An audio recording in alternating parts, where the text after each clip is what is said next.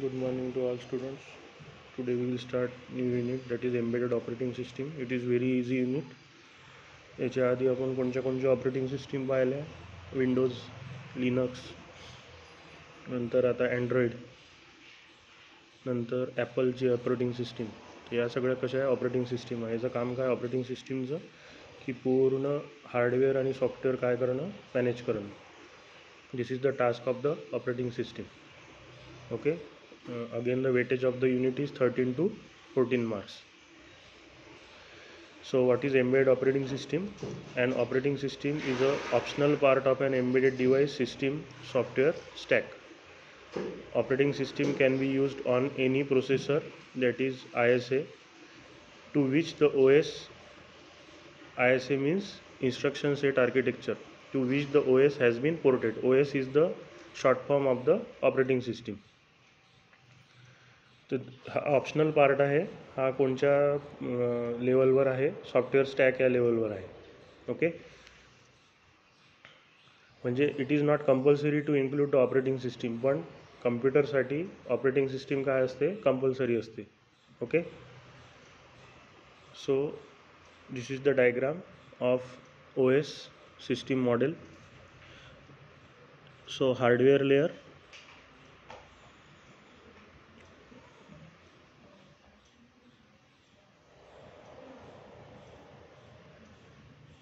so hardware layer, device drivers, board support package layers, OS layer and application software layer. Then again hardware layer, device driver layer, OS layer, middleware layer. Middleware means again a software layer, application software layer. आणि तेच मग काय आहे, hardware layer, device drivers, middleware, OS layer. Okay. So this is the simple diagram where the OS is applicable. OS ची position कोणची आहे, system software लेअरमध्ये. OS ची position कुठे आहे पहा, सिस्टीम सॉफ्टवेअर लेअरमध्ये OS ची पोझिशन आहे. Okay. And it is not a compulsory part, it depends on the application. जे ATM मशीन आहे तिथे OS आहे त्या एम्बेडेड सिस्टीममध्ये, कारण की ती खूप मोठी एम्बेडेड सिस्टीम आहे. तर जितकी जास्त कॉम्प्लेक्स एम्बेडेड सिस्टीम तिथे OS काय होईल, मग अप्लाय करावं लागेल आपल्याला. आणि जितकी simple embedded system, let's say temperature indicator, तर तिथे काही गरज नाही OSची. ओके. आणि सर्वात जास्त एम्बेडेड सिस्टीममध्ये यूज होते OS लिनक्स. लिनक्स सर्वात जास्त यूज होते. ओके. तर हे झालं आहे आता. So embedded operating system, the OS is a set of software libraries that serves two main purposes in an embedded system: providing an abstraction layer for a software, making the development of middleware and application that sit on the top of the OS easier. So it is a collection of the software libraries. म्हणजे OS काय आहे, वेगवेगळ्या library, आपल्या कॉलेजमध्ये library आहे तिथे खूप सारी पुस्तकं आहे, तशीच OS पण आहे. ते जे बुक्स आहे आता ते काय आहे, मग सगळे सॉफ्टवेअर आहे. Number of software together, it is the OS. OS as a kernel. What is kernel? The kernel is a component that contains the main functionality of the OS. तर जी मेन फंक्शनॅलिटी आहे OSची ती कोणाजवळ आहे, कर्नलजवळ आहे. Okay. So this is the simple definition of the embedded operating system. Okay. तर आता functionality काय आहे OSची, त्यांनी काय काय काम केलं पाहिजे. First is the process management, then is the memory management, then IO system management. तर हे तिन्ही मॅनेजमेंट कोण करतं, OS करतं. Process management, memory management, IO system management. What is process management? Process management म्हणजे interrupt and error detection management. The multiple interrupts and or traps generated by the various processes need to be managed efficiently, that they are handled correctly and the processes that triggered them are properly tracked. The process management is nothing but interrupt and error detection. म्हणजे काही error आली आहे का त्याचं manage करणं, आणि interrupt काही आला आहे का त्याचं मॅनेज करणं. This together is known as the process management. Now the memory management. आता मेमरी मॅनेजमेंट म्हणजे काय आहे? The embed system memory space is shared by all different processes. Access and allocate the portion of the memory space need to be managed. म्हणजे कोणाला किती access द्यायचा मेमरीचा, किती मेमरी कोणत्या प्रोग्रामसाठी रिझर्व करायची, हे सगळं कोण करतं काम? OS करतं. आणि lastly the very important task that is the security system management. Now the IO system management. IO devices also need to be shared. आता IO म्हणजे काय माहिती आहे तुम्हाला? Input output devices. ते तिला काय करावं लागेल? शेअर करावं लागेल. Access and allocate of an IO device need to be managed. Through IO system management, file system management can also be provided. So this is the IO system management. की पूर्ण input output device कसे manage करायचे, कोणाला किती access द्यायचा, कोणचा input device कुठे आपल्याला पुट करावं लागेल, कोणचा आउटपुट डिव्हाइस कसा डिस्प्ले करेल आउटपुट. तर that is done by the IO system management. Now the general OS model. पहा आता कर्नल आहे, हे पहा या कर्नलमध्ये काय आहे? तिन्ही प्रोसेस आहे. Process management, 1 minute, process management आहे याच्यात, मेमरी मॅनेजमेंट आहे, process management, memory management, IO system management. तर ही सिम्पल OSची एक काय आहे? डायग्राम आहे. Now the kernel subsystem dependency. आता हे कशावर डिपेंड आहे सगळं? मेमरी मॅनेजमेंट आणि IO system management. That depends on the process management.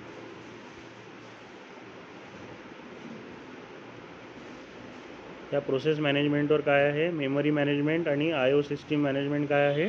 Depend आहे. OS R typically based on one of the 3 models. आता OSचे 3 मॉडेल आहे. एक मोनोलिथिक आहे, लेयर्ड आहे, एक मायक्रो कर्नल आहे. That is the client server architecture.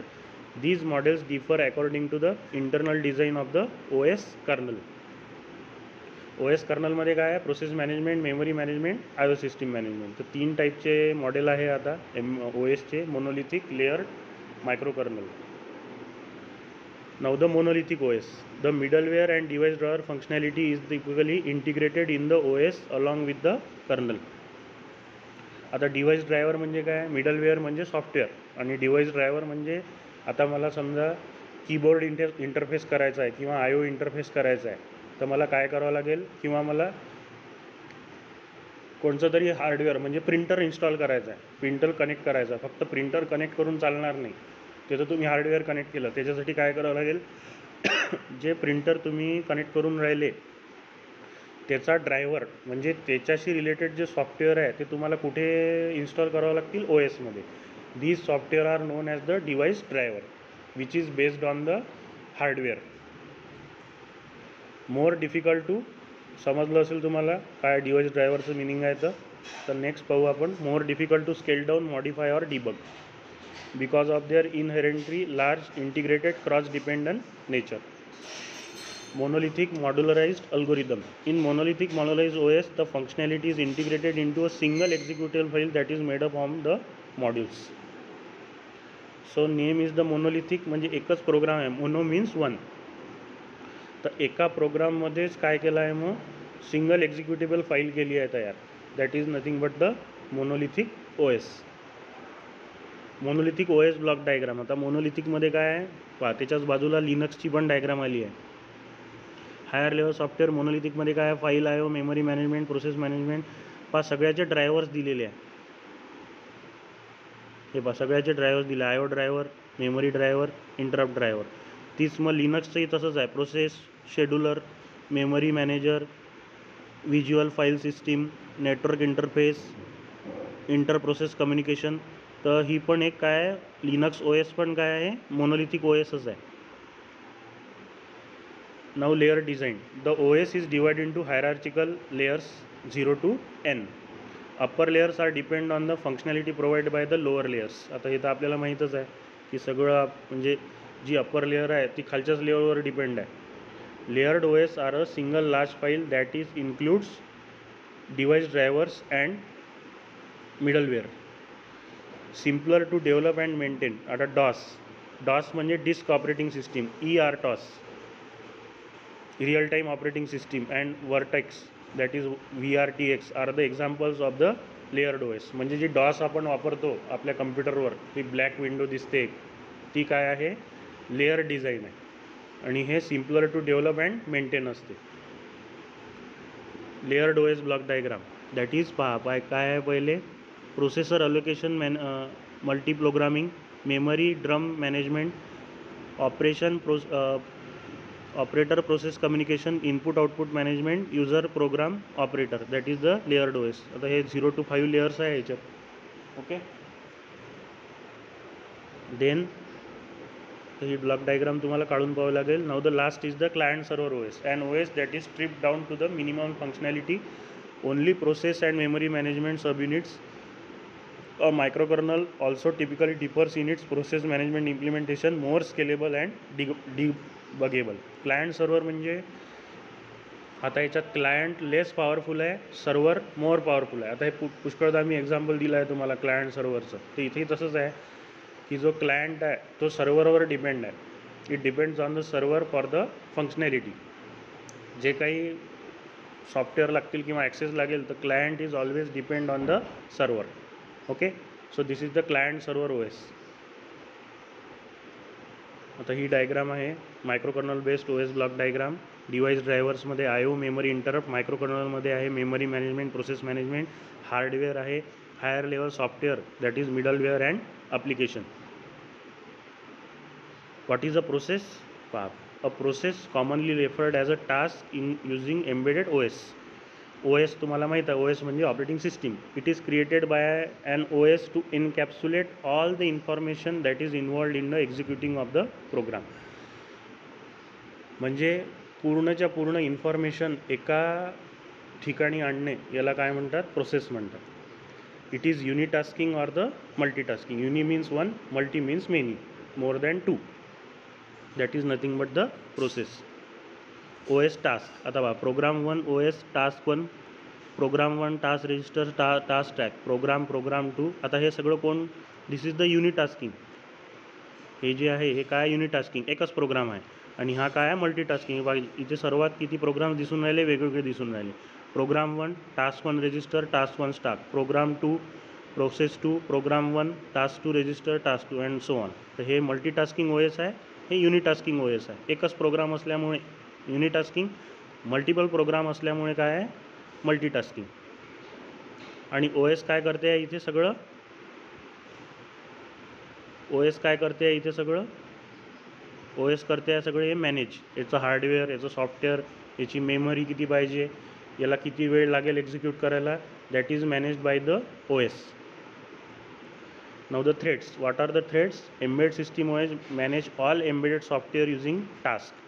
Some multitasking also provides threads, lightweight processes. Threads are created within the context of the task, meaning a thread is bound to a task. A thread is a sequential execution stream within its task. तर thread म्हणजे काय आहे? It is a smaller part of a process. Simple thread. आता एक कपडा आहे, आता कपडा तर पूर्ण दिसून राहिला आपल्याला. एक क्लॉथ आहे, समजा तुमचा ड्रेस आहे कॉलेजचा, तर तो कॉलेजचा ड्रेस आपल्याला म्हणजे शर्ट पॅन्ट जे काही आहे ते दिसून राहिलं, पण तो कशाने बनला आहे? त्या थ्रेडनी बनला आहे. तर इथेही तसंच आहे की प्रोसेस तर खूप सारे आहे, पण त्याच्यातली एक small amount of program that is the thread. Okay, म्हणून त्याला थ्रेड नाव दिलं आहे. Threads are of a task share in the same resource but have their own PC stack scheduling information. तर थ्रेड्स हे पुष्कळदा विचारलं आहे व्हॉट इज थ्रेड पेपरमध्ये, तर हे थोडंसं तुम्ही लक्षात ठेवा. नोट्समध्ये दिलंच आहे तसं. ओके, तर हे थ्रेड तुम्ही चांगलं वाचून ठेवा. Thread, process, OS. आणि हा युनिट पुन्हा सांगतो, it is very simple unit. याच्यात काही म्हणजे तुम्ही करून ठेवा युनिट हा, म्हणून मी पहिले घेऊन राहिलो हा युनिट नंबर 5. ओके, तिसरा आणि चौथा युनिट थोडासा लेंदी असल्यामुळे तो मी घेतो नंतर. पहिले युनिट नंबर 5 घेऊन घेऊ, 6 घेऊन घेऊ, आणि मग आपण समोर जाऊ अजून. Okay, task and threads. पहा आता टास्क आणि थ्रेड कुठे आहे? आता हे मल्टीटास्किंगचाच हे आहे. हे पहा, टास्क 1 टास्क 2 याच्यातले सब प्रोग्राम्स पहा. म्हणजे हा जो टास्क आहे अजून मल्टिपल थ्रेड्समध्ये काय केला आहे तो डिवाइड केलेला आहे आणि हे सगळं कुठून ॲक्सेस करणार आहे मेमरीपासून. So this is known as the task and threads difference. Smaller amount of task is a thread. Okay. Multitasking and process management. One master processor of an embedded board can only execute one task of a thread at any given time. It is by accomplishing these through task implementation, scheduling, synchronization and intertask communication. Multitasking and process management ते कशातून चालतं? Implementation, scheduling, synchronisation and intertask communication. Interleaving task. तर पहा इतके सारे processes आहे. तर हे सगळे काय आहे? This is the process 1, process 2, process 3, again process 1, process 2, process 3 and so on. So these are known as the interleaving task. Process implementation. So how it is implemented? In multitasking embedded OS, tasks are structured as a hierarchy of parent and child tasks. Task creation in embedded OS is primarily based on the two models, fork and execute and spawn model. All tasks created their child task through fork and execute and small system. तर आता hierarchy आहे parent आणि चाइल्डची. OS initial task पाहायच्यात. OS initial task पुन्हा एक task. आता हे पॅरेंट टास्क कोणते झाले? मग हा झाला पॅरेंट टास्क, हा झाला चाइल्ड टास्क. म्हणजे एकच टास्क कशात डिवाइड केले आहे? स्मॉल अमाऊंटमध्ये डिवाइड केलेलं आहे. Now the process implementation. OS gains control and creates the task control block, also referred as a process control block. OS control information such as task ID, task state, task priority, error status, CPU context information such as register for that particular task. So this is the process implementation. Task control block आहे आणि process control block आहे. तर याच्या through काय होतं? Process is implemented. Okay. Now the fork and execute process creation. The main difference between fork and execute and spawn model is how memory is allocated for the new child task. Under the fork and execute model as shown in the figure, the fork calls creates copy of the parent task. Fork and executed process creation. The fork calls creates a copy of a parent task memory space in what allocated by the child task. Because the parent task entire memory space is duplicated for the child task, two copies of the parent task program code are in the memory. The execute call is used to explicitly remove from the child task memory space any references to the parent program. Okay. तर हे fork and execute आहे. तर याच्यात कसं आहे? याच्यात difference असाच आहे की मेमरी कशी अलोकेट होते. So see here.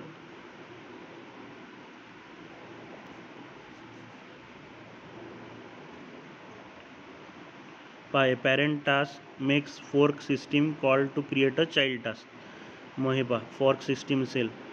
The child task, 1 minute.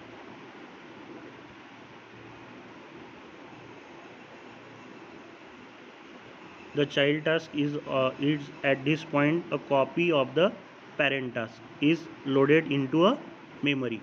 मग काय होईल? Parent task makes execute system call to load child task program आणि the child task program loaded into a memory. म्हणजे हे पॅरेंट टास्क आहे, हा चाइल्ड टास्क आहे आणि हा चाइल्ड टास्क कोण एक्झिक्यूट करणार आहे? पॅरेंट टास्कच एक्झिक्यूट करणार आहे. Okay. So this is the diagram for the fork and execute 4 major steps. तर ही डायग्राम तुम्हाला काढावं लागेल जेव्हा तुम्हाला काय विचारेल explain the fork and execute. तर हे डायग्राम काढून तुम्हाला एक्सप्लेन करावं लागेल. Diagram is very important. Okay. The spawn model. The spawn model काय आहे? It creates an entirely new address space for the child task. The spawn system calls allows for the new program and arguments to be defined for the child task. This allows for the child task program to be loaded and executed immediately at the time of its creation. So this is different from your fork and execute. Okay. Fork and एक्झिक्यूटमध्ये वेगळं होतं आणि स्पॉनमध्ये वेगवेगळं आहे. पहा इथे आता याच्यात मल्टिपल टास्क नाही आले, एकाच पहा parent task make spawn system call to create child task आणि जसं चाइल्ड टास्क क्रिएट होईल it is directly loaded in to the memory, म्हणजे तो क्रिएट नाही होणार, क्रिएटही होऊन जाईल आणि मेमरीमध्ये काय होऊन जाईल लोडही होऊन जाईल. ते हे this is the spawn model which is different than the fork and execute model. Strengths and drawback. Under the spawn approach, there are no duplicate memory spaces to be created and it is destroyed and then new space allocated as it is case with the fork and execute model. The advantage of fork and execute model however include the efficiency gained by the child task inheriting properties from the parent task. तर हे strength आणि drawback आहे. आता spawn मॉडेलची काय strength आहे की duplicate memory allocate नाही होत, no need of duplicate memory, पण त्याच्यातच तिथे डुप्लिकेट मेमरी लागते कुठे फॉर्क अँड एक्झिक्यूटमध्ये. पण फॉर्क अँड एक्झिक्यूटचा काय ॲडव्हान्टेज आहे की जे जे ज्याला काय म्हणतो प्रॉपर्टी जी पॅरेंटची आहे ती कशाची आहे, कोणाची आहे, चाइल्डची आहे. तर याच्यात काय होऊन जाते चाइल्डची इफिशियन्सी पॅरेंटप्रमाणेच काय राहते चांगली राहते. Okay, so these are the strengths and drawbacks. Okay, आता नेक्स्ट याच्यात आपण काय पाहू task and state. Okay, next लेक्चरमध्ये इथे मी थांबतो.